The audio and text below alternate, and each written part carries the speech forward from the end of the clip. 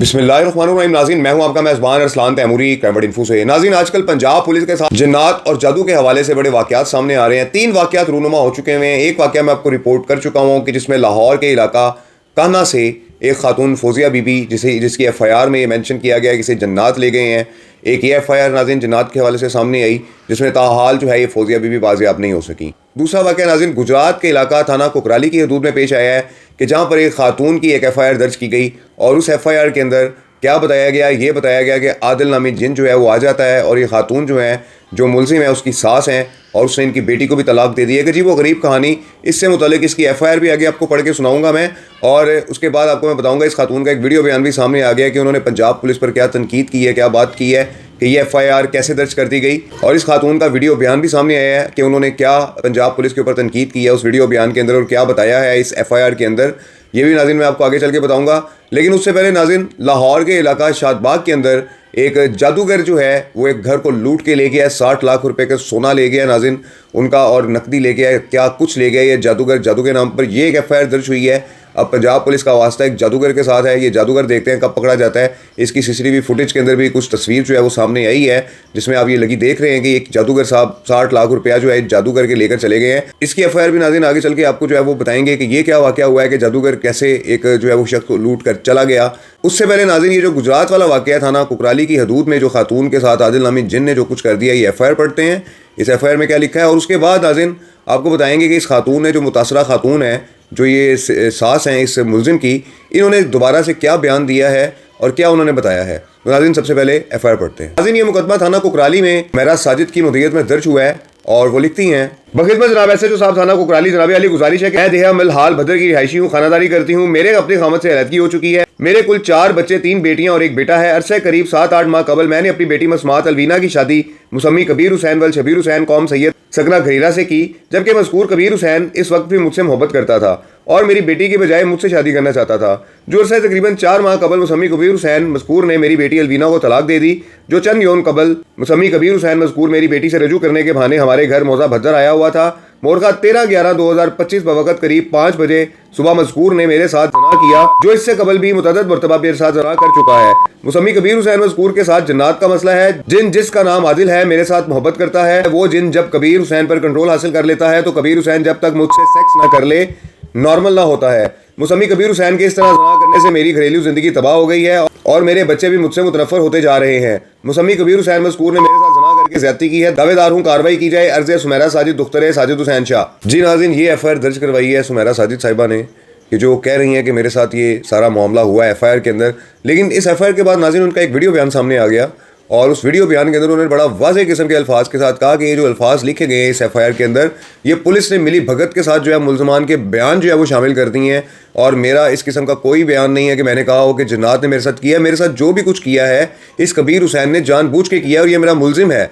Police ने जो है इसमें जिन का जो है ये नाम शामिल कर दिया। तो नाज़रीन ये दूसरा वाक़या जो हो गया है कि FIR के अंदर जिन का नाम जो है वो शामिल किया गया है पुलिस की जानिब से, और ये इल्ज़ाम लगा रही हैं सुमेरा साजिद साहिबा कि मैंने जो है वो बिल्कुल भी कहीं पे जिनका जो है वो जिक्र नहीं किया और ना ही मैंने इस किस्म का कोई बयान दिया है। तो ये मुल्ज़मान के बयान के ऊपर उन्होंने ये शामिल करके तो FIR दर्ज कर दी है और ये DPO साहब की जो मैंने दरख्वास्त दी है वो दरख्वास्त मेरी अलहदा है, जबकि ये जो वहाँ पर बयानात मुझसे लिए गए और मुल्ज़मान से लिए गए उसकी बुनियाद पर एक दरख्वास्त बनाकर जो है ये FIR मेरी दर्ज की गई है।